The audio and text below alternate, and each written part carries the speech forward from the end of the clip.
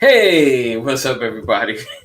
Welcome to another edition of Purpose for Forever. Oh, I am Anthony. This is Samantha in the building, and we have my brother Ephraim Terrell in the building as well. We're gonna do something a little different tonight. So this a little bit, we had to call an audible. All right, so stay tuned. Make sure you share. Sharing is caring. And we'll be right back. Me and you together, our purpose for forever. Won't let nothing ever tear us apart. Me and you together, our purpose for forever. Won't let nothing ever tear us apart. Me and you together, our purpose. All right. All right. So tonight we are talking about Us. our story. So I have my brother Ephraim to kind of bust us with some questions, just to kind of dig some things out, because he's always great with asking and digging and seeking. So we got him on, because sometimes you tell your story, but you miss parts, and some things you don't get into. But when someone's listening to your story, they can ask deeper questions that other people may want to know. So I'm gonna hand it off to my brother just to kick us off, with some questions. I never thought being nosy would pay off. Let's. I'm gonna skip around a little bit. I just want to ask you guys something about the podcast, the show, and then we're gonna try to take it back all the way to New York. So we'll just jump around. But like, I remember when you guys first started, you kind of were Sam. You were a little. Let's go, ladies first. I know you were a little uncomfortable with the word ministry, with labeling this as a ministry. A year and some change now. Years and change. You've seen the effect. You've seen the people that you've reached. You've seen the how it's gone out there. How do you feel towards that word label now? It was my idea to have you come and interview us, and already I'm messing up. I am rethinking that decision already, and we just started. I feel like that word is just so overused. Yeah. So for me, like, I really don't think about that side of it at all. I mean, and I'll say in my mind, and I say that because, sometimes the way you see things is not really the way other people see them. Right. So in my mind, I've kind of always been that person reaching out to other people in one way or another, one situation or another. So for me, I feel like I'm kind of just doing what I've always done, just in a different way, and definitely more personal. Because, I've always been good for listening to other people and maybe trying to help you out. But like when it comes to myself, I'm usually more private. I get you. So this has definitely changed that, because it's not a whole lot of secrets happening it's public. online. I mean, I guess in terms of what ministry should be, you sharing with somebody else in terms of them bettering themselves, and maybe seeing God in the process, and all of that. I guess. Can you acknowledge that God is up to something? Can I get that? Like Trump now. Can you acknowledge? I know, right? I feel like like right now, I'm definitely trumping this answer. I'm gonna let it go. Take this away. How you feel about that label? I'm gonna tell God just to stand up and stand by in this situation. That's it. I do. I mean, I do understand what she means. With when you begin to label things as a ministry. We all guided by God. We all, we are first to say that we're believers and we followers of Christ. I guess it just you just don't want to feel like you're going there because then you feel like you're getting in a hole. Yeah. Now we're following a certain standard of how we operate. Based off of somebody else. Yeah. Right. Right. Because then when you label yourself a ministry and someone wants you to come into their space, now they have a certain expectation, but you're like, yeah, we're believers and this is a ministry, but this may not be good for your platform, good for your space, good for your church or the way you feel anyway, because it may help everybody, but you just may not like the way we deliver it because, it's because we always push. It's not just about what God does, it's how he does it. And that's what we talk about, how he did it, what he does. We know he's good. We know he will, but we don't talk about the journey, the process. And a lot of times on this platform, we get more of the process than you just get of the happy testimony. Like I was in this and then God did it. We want to know. Let's get the whole bunch. How did he take away the taste? How did he, what was the process? Because we all know most things aren't overnight. Most people say it happened quicker than others, but it wasn't overnight. So we talk about the process. So I think so we are a ministry in a sense, but not in the sense of I guess the traditional ministry sense. Yeah, I'm making my eye twitch. All right. And this is an easy one. This is an easy toss up. 20 plus years in the game, right? 21? 22? I don't even know no more. Now it was we got you don't even matter. Okay, so we got go. Would you stop? We got married the first time in 97. Yes. Oh, okay. And then we got divorced right at 20 years, like right under, like at 19 years. Yeah. And then we were divorced for what? 3 years. Was it 3 years? 3 years. The actual divorce? 3 years. I counted. Okay. He counted.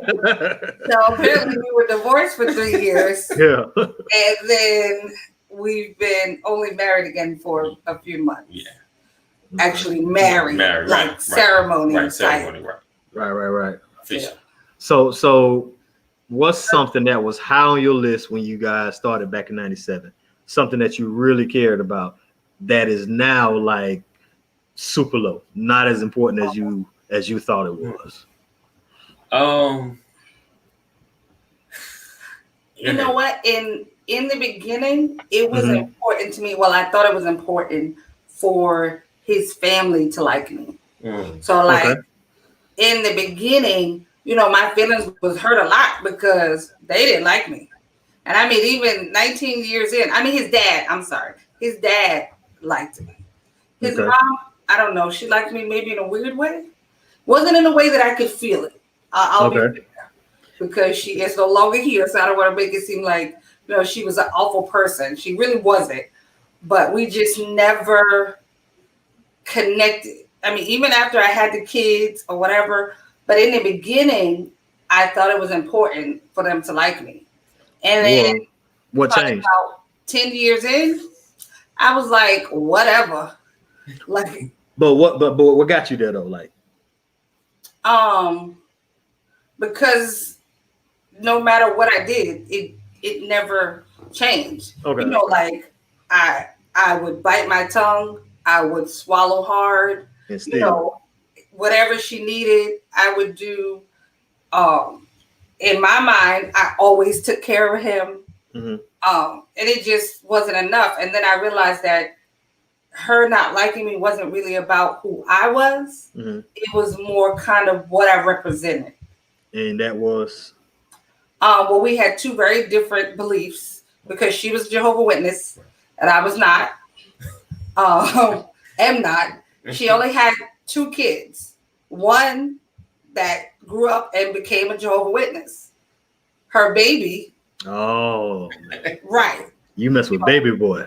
Gotcha. And then he chose to, you know, believe what I was already believing. Yeah. So, you know, those things weren't going to change. Yeah.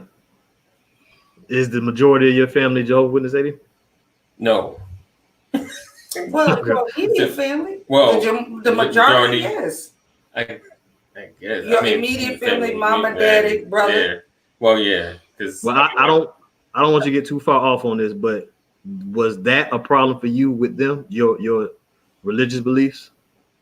I mean, by the time I got saved, we was kind of out of the house. I mean, we lived there for a while, but me and my mother never really connected a whole lot.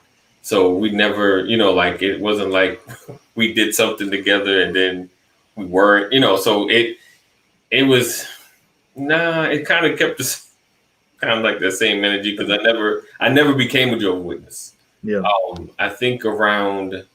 I remember, it's like I almost remember the day. Like she used to always take me, go to the hall or whatever. I was 17 and she was like, "Do you want to go?"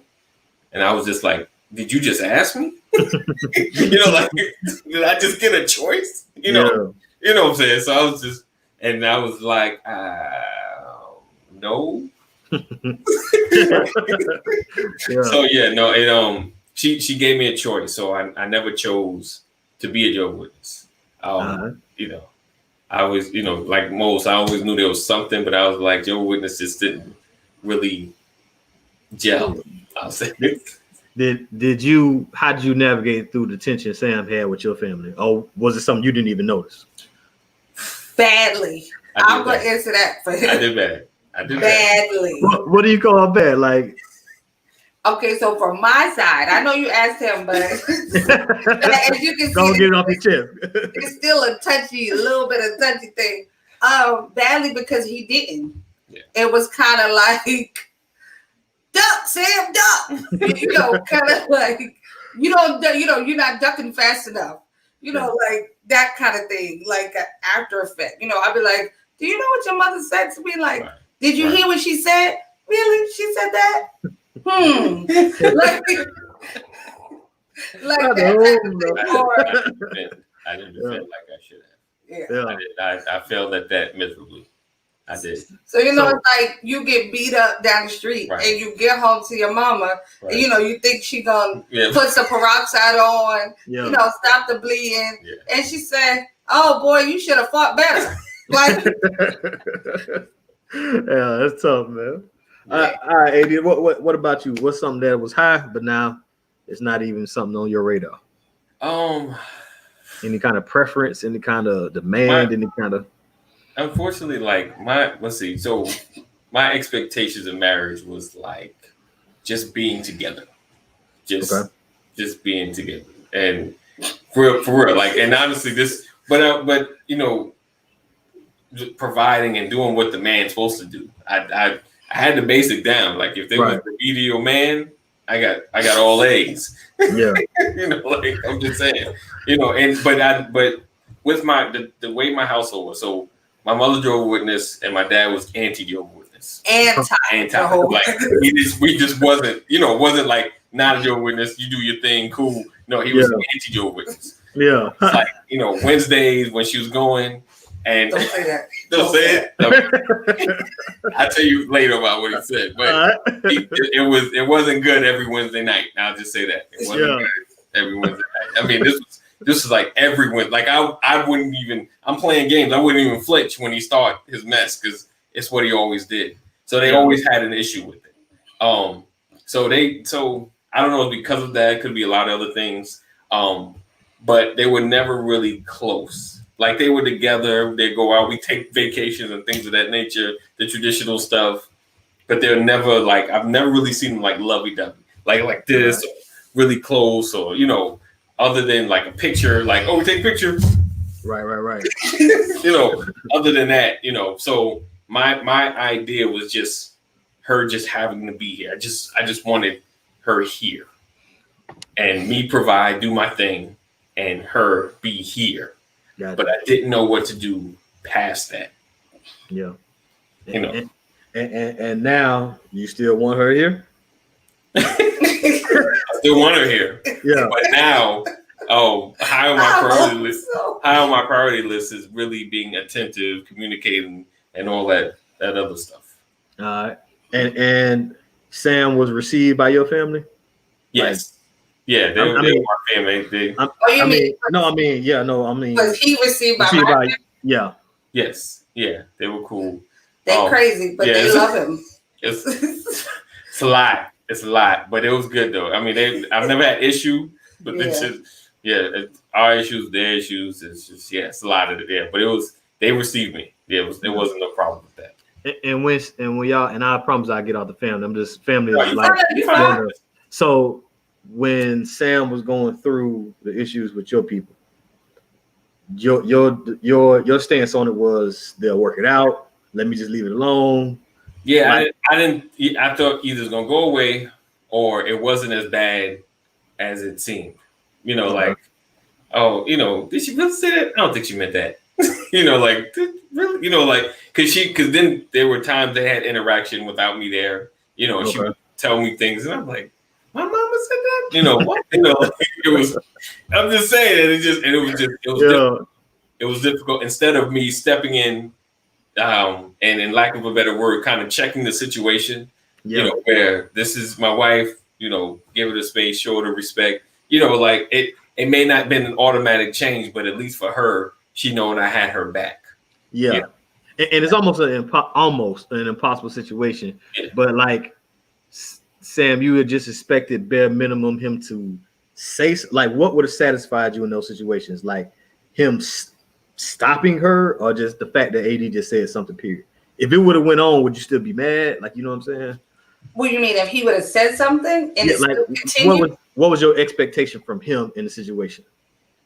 I think my expectation from him was just to be on my side. Like, even after the fact, like he said, a lot of times he may not have been around. So if I was like, hey, you know what your mother said to me?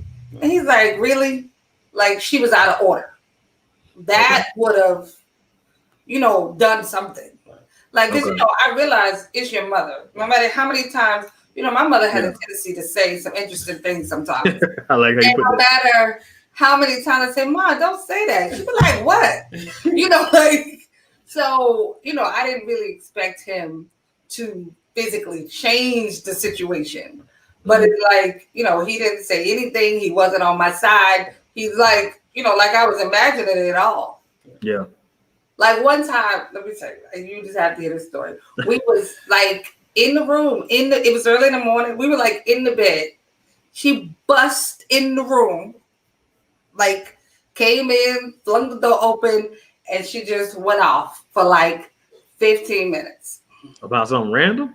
Oh no, at me. Totally at me for 15 minutes. Like just going. I mean, she didn't curse, she didn't call me names. Not like that. But like there's a lot of ways to make somebody feel bad without, and she just went and went and went. He sat there on the bed and never said nothing. Yeah. Made you feel alone in the situation, what you're saying. Yeah. And I was like, at that point, I was already leaving. Like in my mind, I was leaving anyway. So that was just kind of like, this is exactly why I'm leaving the both of y'all together. And your word to a young lady who's struggling to get along with her husband's family is what? Honestly, I would say strengthen your relationship with your husband. Like, family stuff may be mandatory, but how much of it is optional?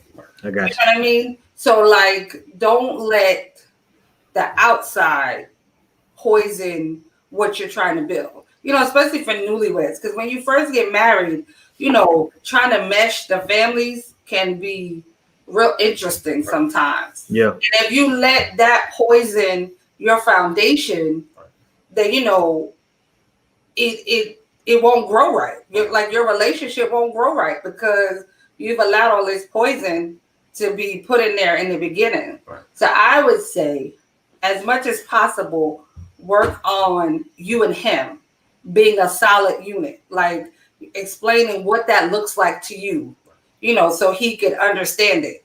So that way, when you are around family, even if it's nothing more than he said, okay, babe, it's time to go. Right. Not expecting you to sit there for 6 hours and take their crap. Yeah. Whatever it is, I would say work on you and him. And then so he can understand your point of view and not expect you to be abused, by his family. All right. Eddie, what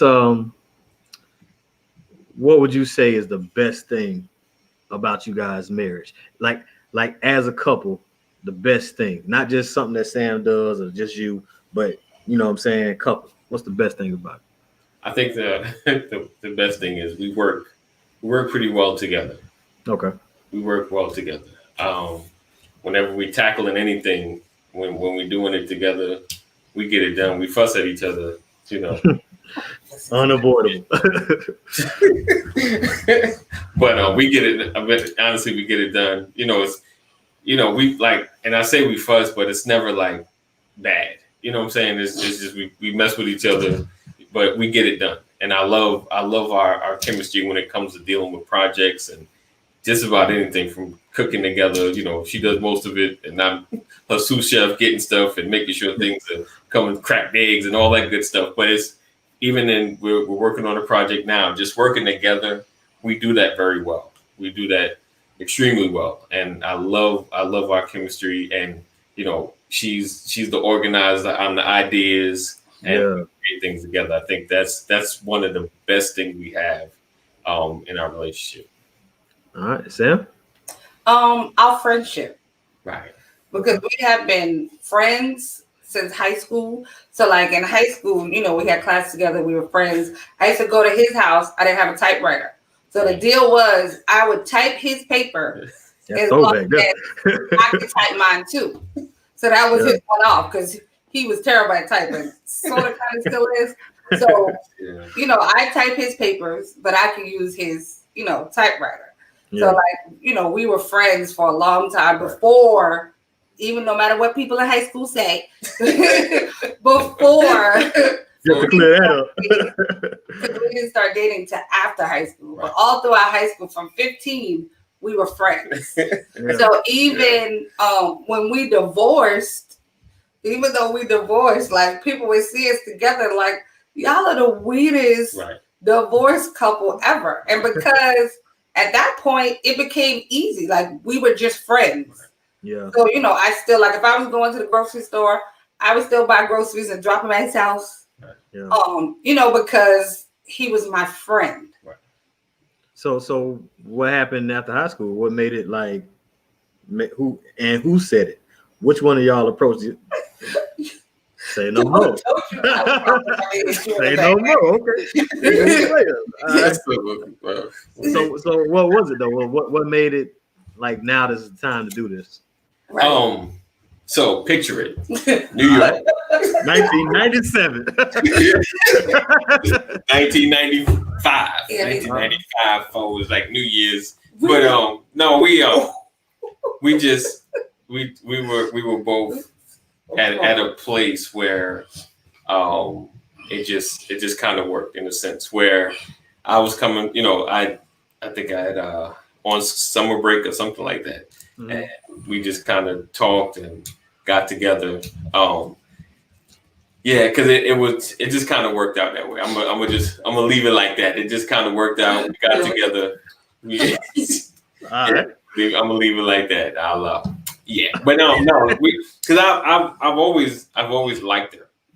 I always liked her. She don't think so, and I told her why I wasn't messing with her in high school. Why? But tell everybody why you wouldn't mess with me in high school. Because she was on the rough side of town. Right, because I lived in the hood. I wasn't going over there. I didn't want no problem. I had a life that was easy. I like to make my life easy. What part of New York you from, Sam? I mean, we both from the same town. Same town. But there was the nicer side of town. I'll say it like this: the side he lived on, everybody owned their houses. Right. Gotcha. He grew up in the house he lived in his whole life.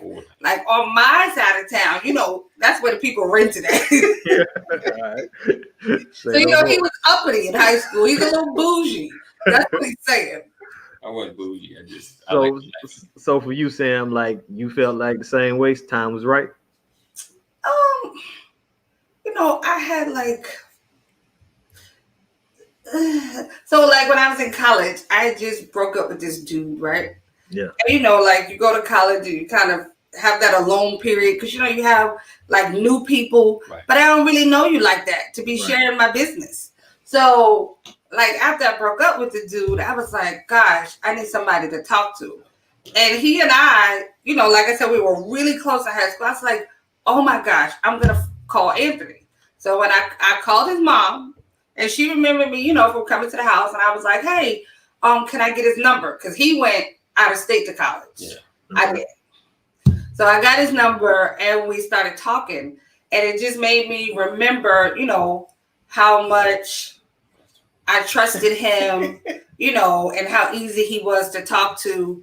And at that point, like I was trying to slow it down some, you know. So it was like, a perfect meshing of the two. All right. Let's skip on back up to 2020. What's something you wish people understood about y'all? Wow. As a couple or just individuals? I like to stick with the couple, but if you got a good individual, let's do that.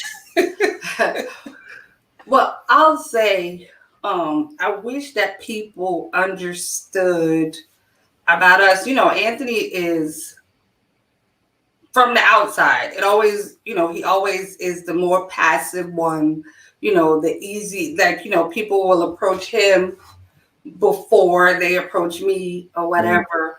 I wish that people understood, as aggressive as you may think that I am, when it comes to him and how people handle him, I'm 3 times as worse.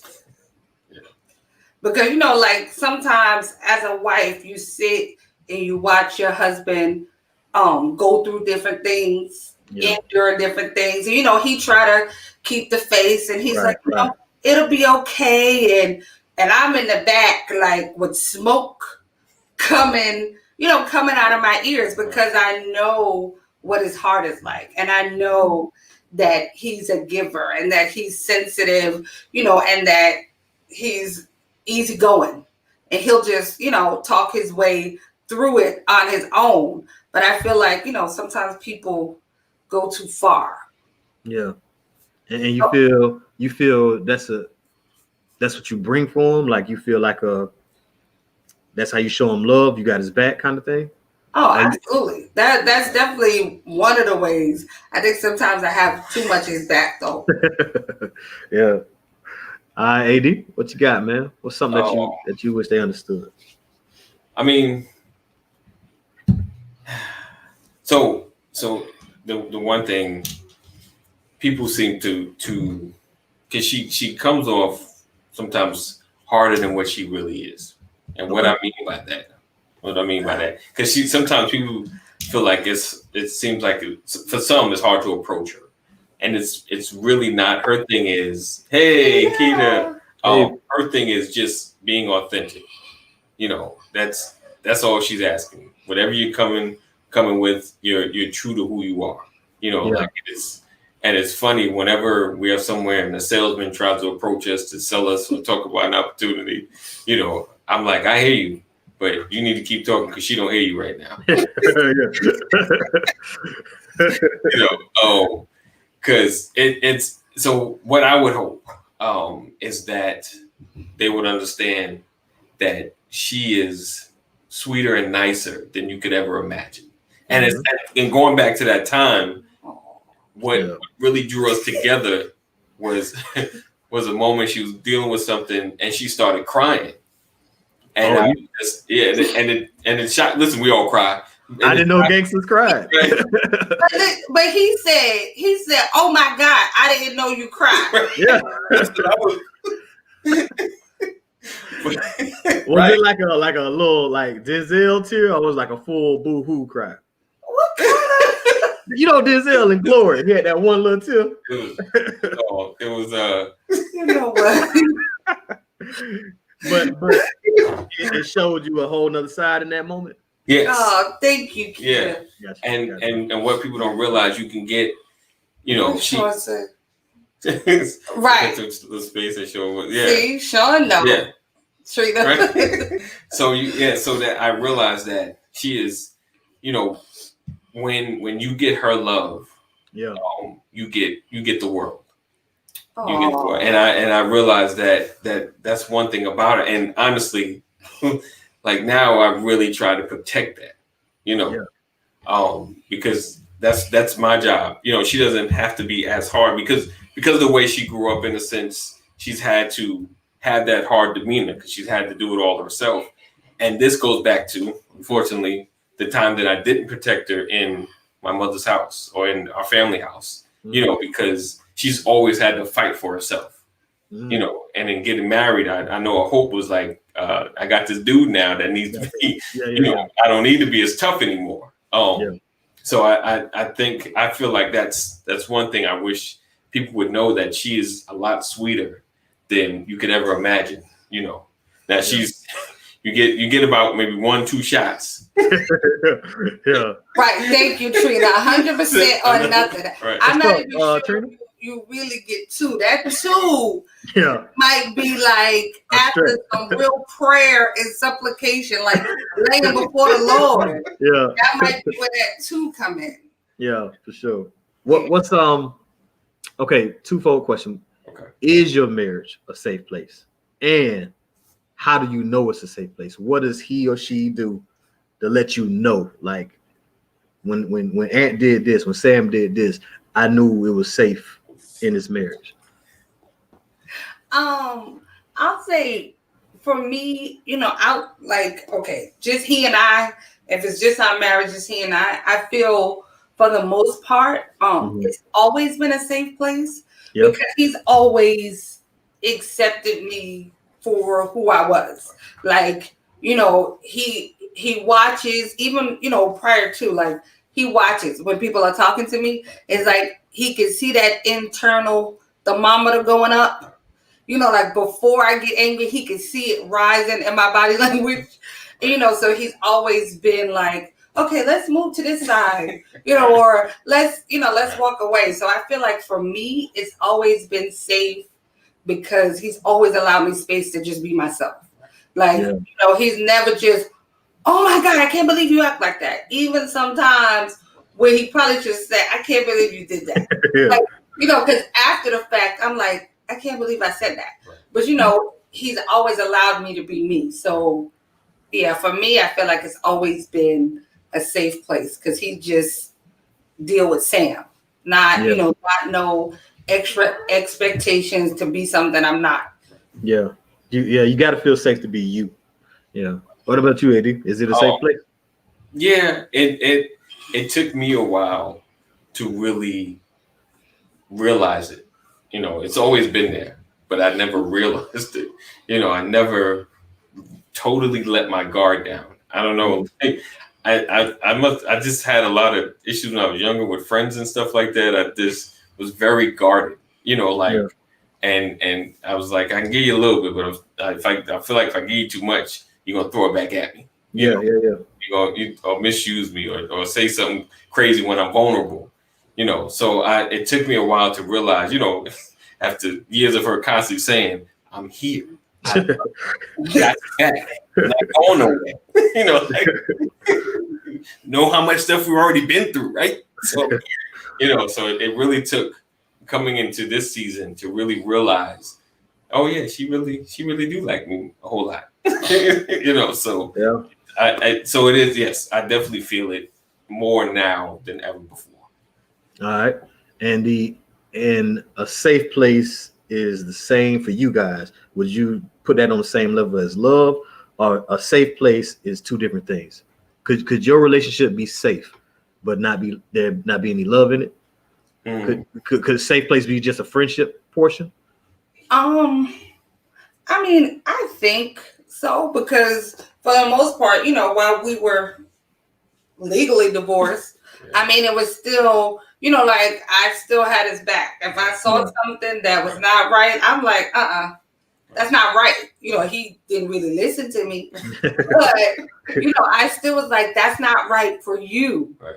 So I think that is different. Like it could be safe even if we weren't together because of the friendship that we have, at least from my point of view. I feel like it could be safe. I mean, the fact that we love each other adds that extra layer of comfort. Mm-hmm. Not just, your safe space, you kind of, you're comfortable around some people, but then there's, always those people where you just like extra comfortable. Those people that come to your house and go in your refrigerator. Right. You don't look at them crazy. Right. So I think the love adds that extra layer between us, and especially now because it's like, and this is probably about to sound real corny, but how like when people say, I didn't got saved, I looked at my hands look new. And my feet too, it's kind of like, us reconnecting in a sense. It's like we kind of didn't so much reconnect as just establish a whole new connection. It's kind of like, that socket blew out and we just, okay, we're not going to plug back into that one. That was bad. Right. We found a whole new connection between us. So now, I think it's better than ever. Like, I wish we could have found this the first time around. Like, this is what I wanted when I got married. Right. To still be able to look at him and be happy to see him and, other than just, oh, you home. Right. Yeah. Right.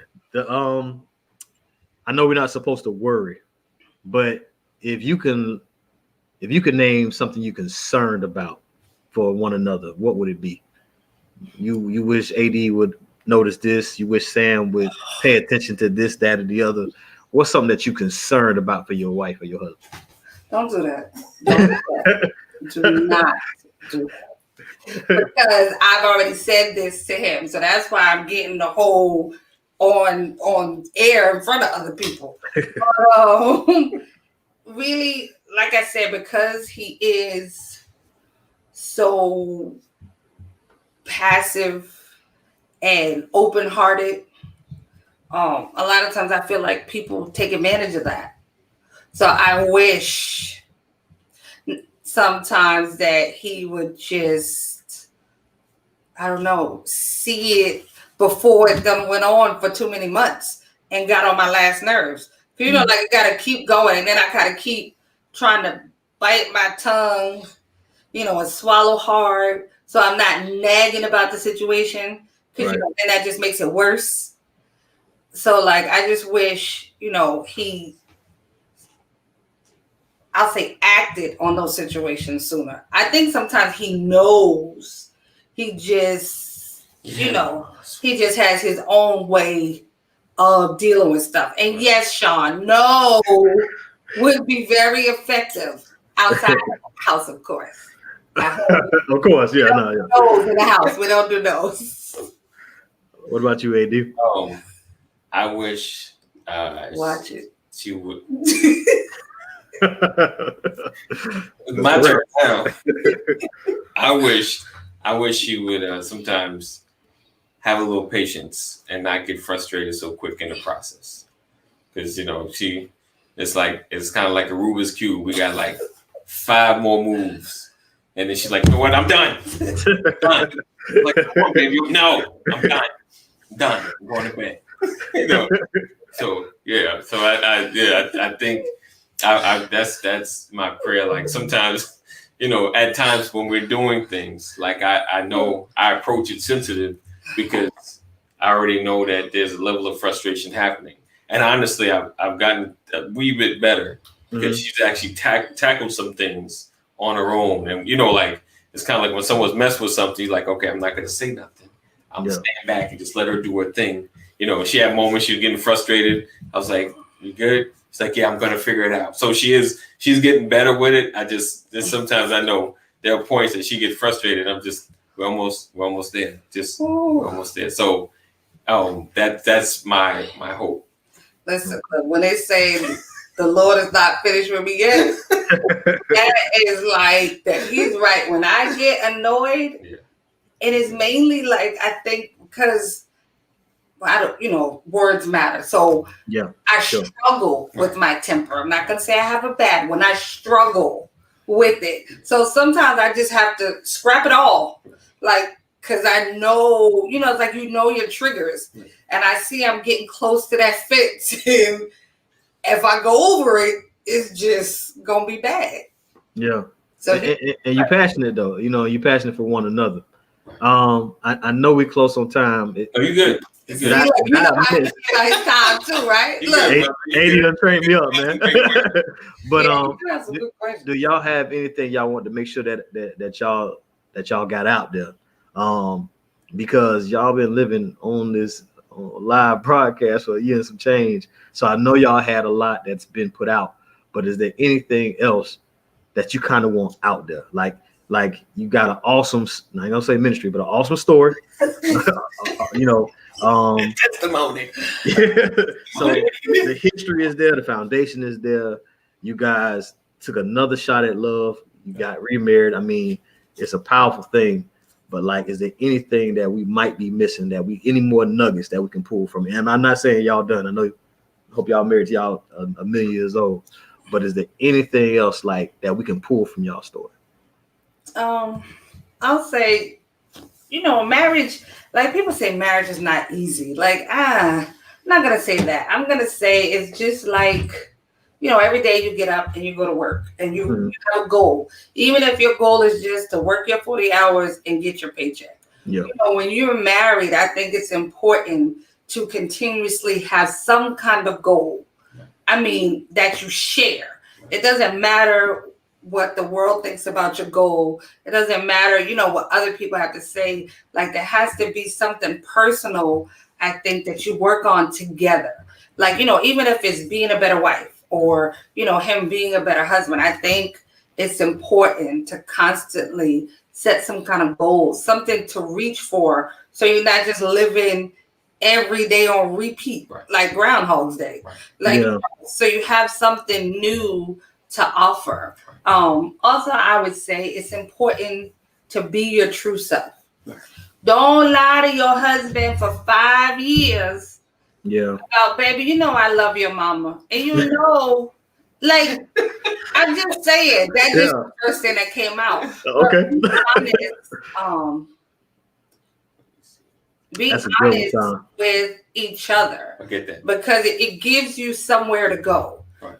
When you lie so much, it's like you box your relationship in. Right. Because now you limited the things you can say because you've been lying about it. You're sticking to a script.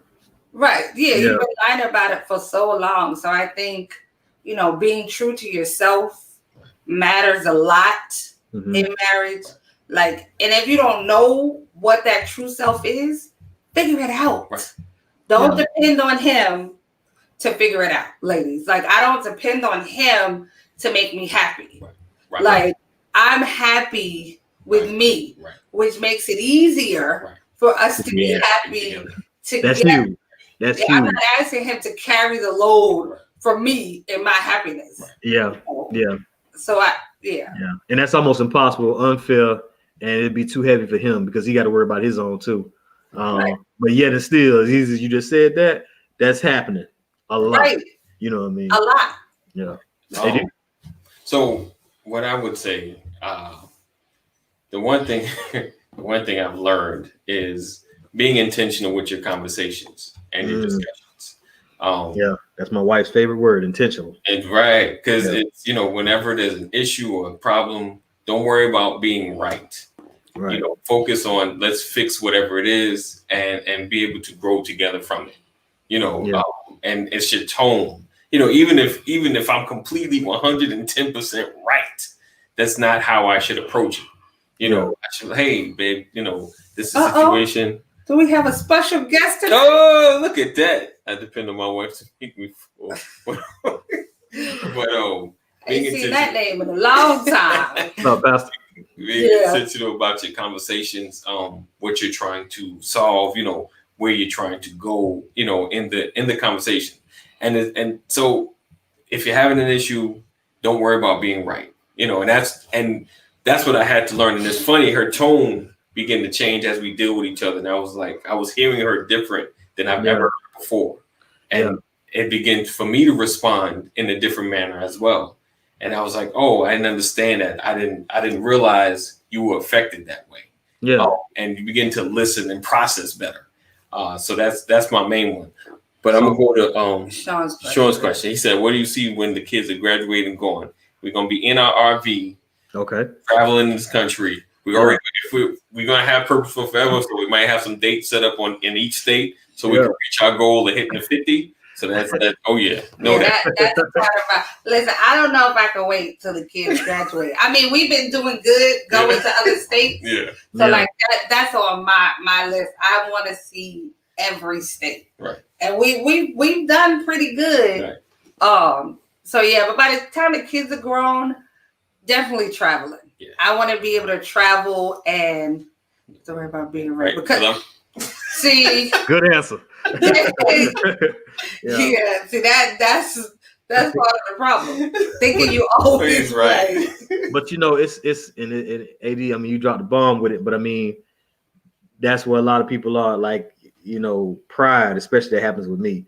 Yeah. If I'm not always right. So when I'm finally right, man, I'm running with it. So, but that approach that you said, it's like I might even try that tonight. I want to just go in there and just see if I can change her through the way I'm coming at it. You know what I'm saying? So, and I know Sam is a gangster. So, I mean, if you can kind of soften how she comes at you, the approach has to work. Yeah. So I'm with that, man. I feel some kind of way about that. No. But and well, no. What am I good on time, AD? You good? No, you good. You good. Whatever. Okay. Ask away, brother.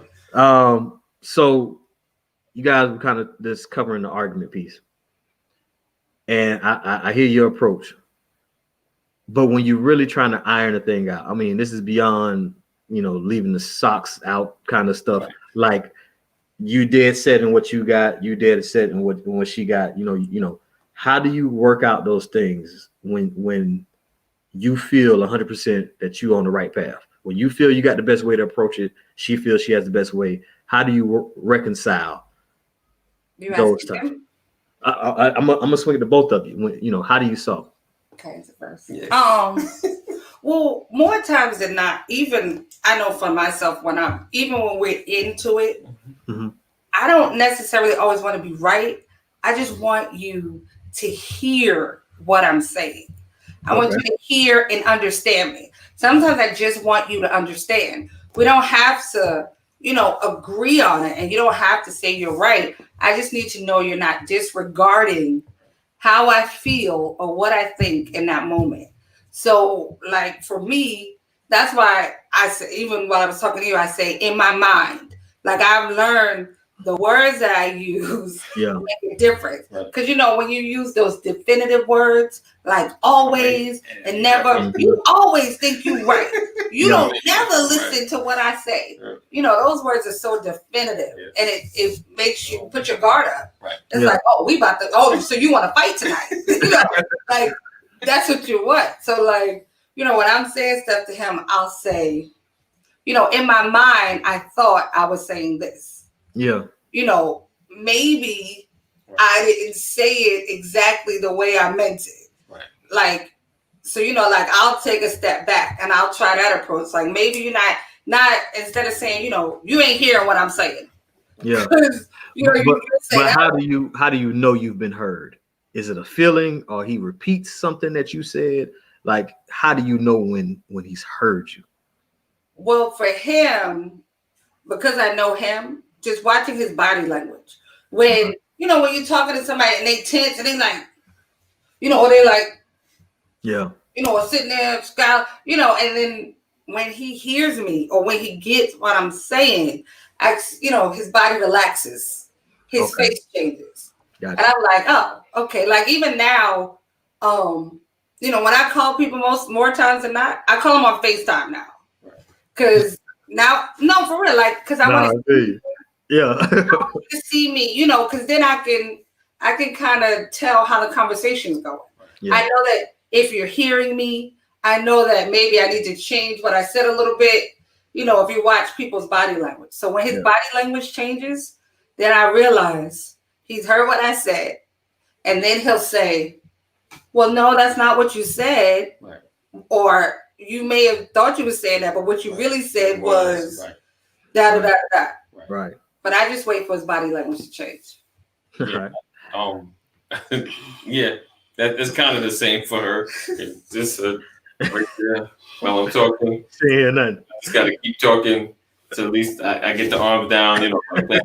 And then I feel like she's putting her guard down. She's at least listening. I'm breaking through, it's for me. I've always been let me see what snappy line I can say so we can end this real quick. I want this done. I'm tired. I worked off. Yeah. So I've had to. So sometimes when she says something, I process. I take a minute. I process. Don't say that. Don't say that. Okay, that's good. That's what we really feeling right there. Let's. And we can have a conversation. Because I've had to learn because it's almost a new habit for me. And I had to learn a new way to communicate. I had to learn a better way. And to get better results, we always talk about, what you put in is what you get out. Yeah. And if that ain't a nugget right there, what you put in your marriage is what you get out. So always know that, especially as a guy, what you put into your woman is what you get out of her. If she used to cook and she stopped cooking, then something went wrong. something ain't going right. It's the little things. So. We communicate, and we honestly, I think we've talked more this year than we've talked in almost all the 18. Right. Yeah. So it's our communication is up. I mean, with the quarantine and stuff, but even if we was where we were during the quarantine, I don't even know what this house looked like. If we were quarantined and separate? Before, Yeah. It'd be interesting. It'd be interesting. But like I said, we do talk a whole lot about everything and ourselves. So I think it's just trying to keep a positive head on the conversations. Like knowing that I don't want to be right. I just want to move forward. And I know they always want to be right, but you want to grow together. And just we as men, things that you say, the women remember. So every last word. You gotta be mindful of your conversations, and it's not mindful like you're not saying that's not true. You just got to be courteous in what you say and how you speak. Because sometimes your emotions rise up, and you just say whatever comes out your face, and that's never a good look. Yeah, I'm just gonna give you 3 randoms. If you had to rank these in order of importance: financial security, admiration, and sex. If you had to rank those in order of importance to you, where would they be? Oof. You want me to answer that out loud? No, dude. Whatever. Okay, so for me, number 1. No, it's people watching. Listen, I'm sorry. You get married so it can be right and it can be legal and acceptable before the Lord. Right. So, I'm a woman. I have needs. Yeah. That's the mild way of putting it. So for me, that's number 1. Then number 2. That's number 1. Admiration would be number 2. I mean, I feel like if we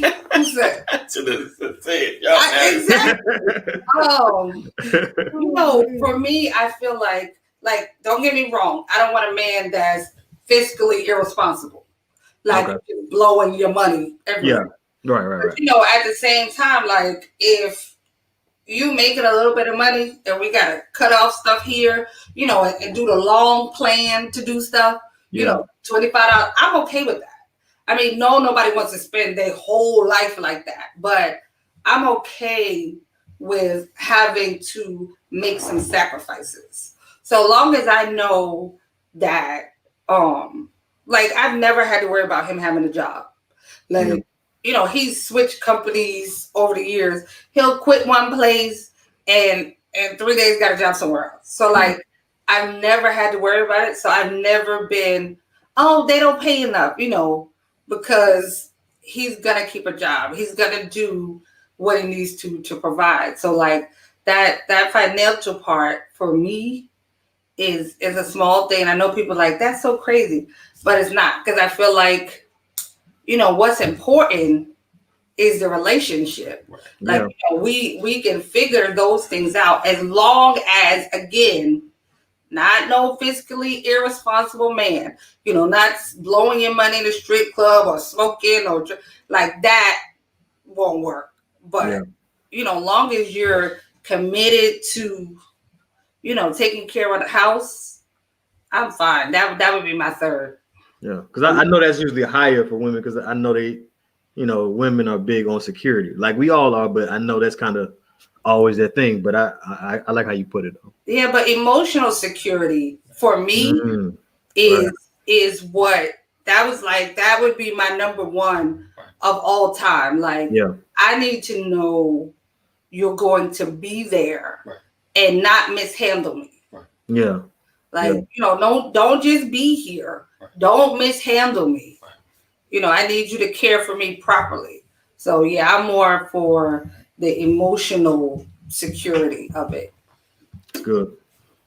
All right. And me? Number one. Financial security. Financial security. Number 2 would be sex, and number 3 would be adoration. Admiration is the last for you. Why? Like you. I believe the connection matters more to me. Just to be close, and the all the married stuff that comes with that. Yeah. to put it lighter. Go. I done said it though. I done said it already. So I think that matters. And it's a strong 3. You know what I'm saying? It matters as well.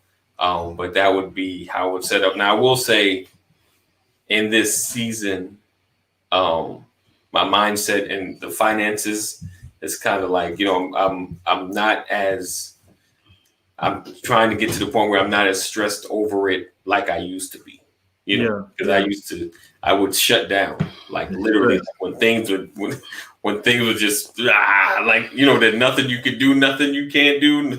like Lord, I just need you to put something in the bank account. Can you just put something in there? So I'm getting a little better with that. I don't, I deal with it more, and like I said, we communicate more, because that was my thing. The finances, I go into my mental man cave, and I'm shutting down.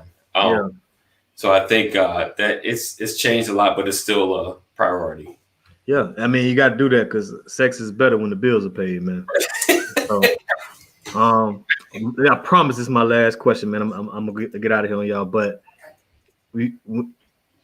I hear you guys' story, and you got, you live your whole life before somebody else, right?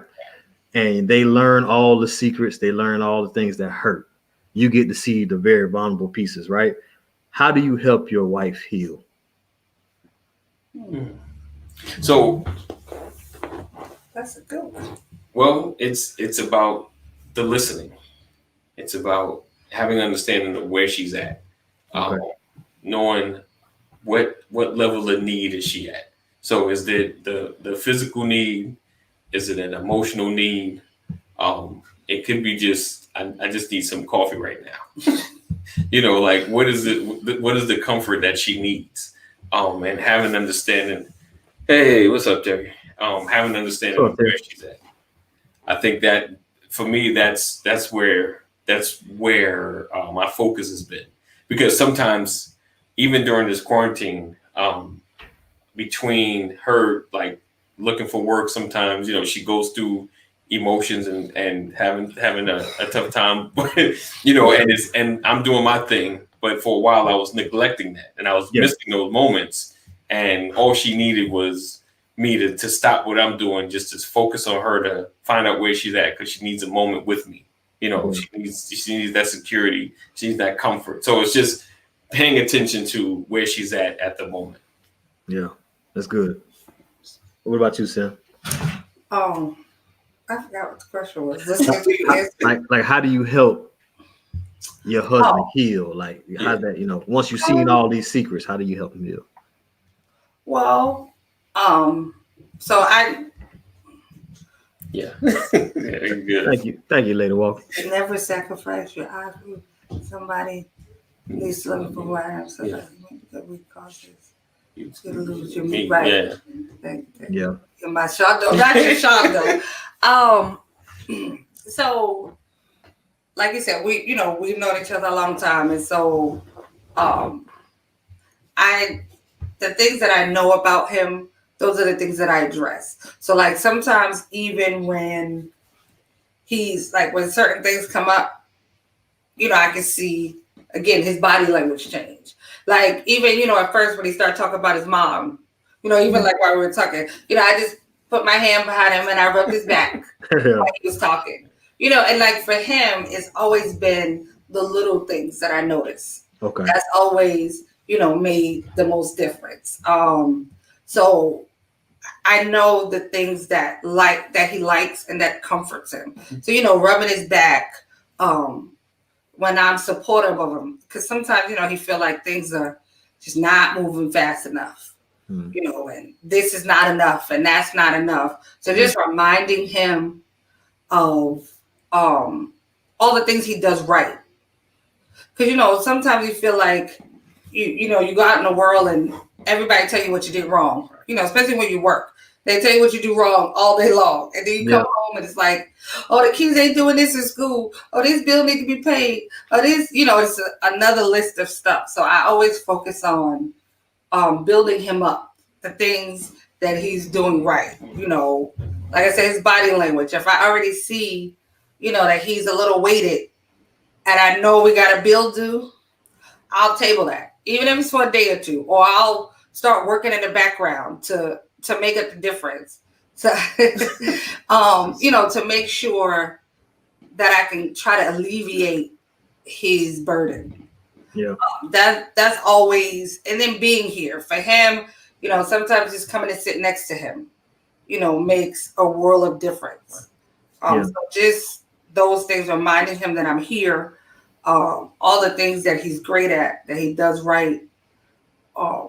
Those are the ways. Of course, at night when he's sleeping, a lot of times I'm praying for him. Yeah. While he's, he's asleep, and I'm praying like, Lord, listen, work it out. This one over here. Protect his heart, protect his mind, like all those things. And because, for him, when his belly is good, that helps a lot too. Yeah. So, cooking his favorite meals. A lot of times it's just the little things that, that people are looking for. They're looking for you to notice what's specific about me. Right. Like not what you did in all your 7 other relationships. Right. I need some tailor-made stuff just for me. Right. So those are the things that I do for him. And I'm gonna leave it alone, but even when you said it about the food, let me ask you, do you believe sex could be therapeutic? For me, it is. It is. Gotcha. No, I mean, sometimes it is. Let me stop. Okay, that was oh, my pastor here. Okay, I'm sorry. My bad. I believe, sometimes you need that physical, therapy too. Yes. So definitely can be therapeutic. Yes. Yeah. I'm gonna turn it back over to you, Eddie. Oh no, I'm gonna end it on the sex questions. All right, guys. I appreciate you rocking with us. Ephraim asked some amazing questions. Oh my gosh! Listen, thanks for having me, man. You started off, I was about ready to fire you, but you rebounded good. But thank you for jumping in at the last minute. With our scheduling conflict, we so appreciate you. Yes. And of course, I tell you all the time, your questions and your follow-up questions are like phenomenal. Yes. Appreciate it. Definitely. To all the viewers, thank you, Pastor. I've been missing you so much. I feel like you like me again now that you're in here.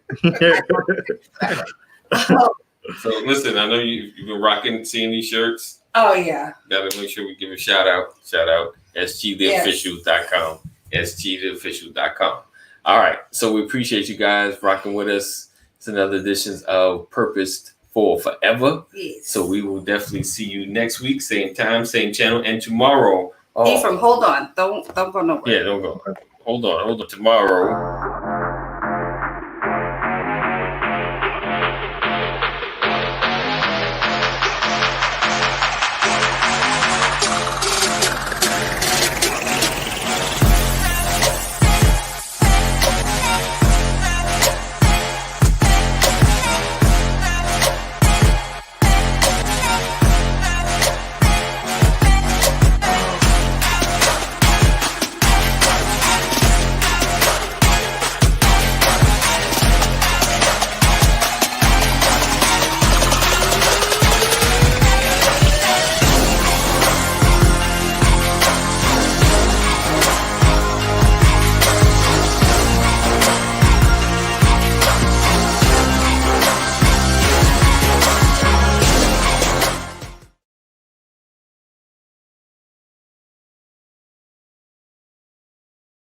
I told you it No. does that when I do it too. Oh, okay. All right, guys. Thanks for watching tonight. Yes, as always, love intentionally.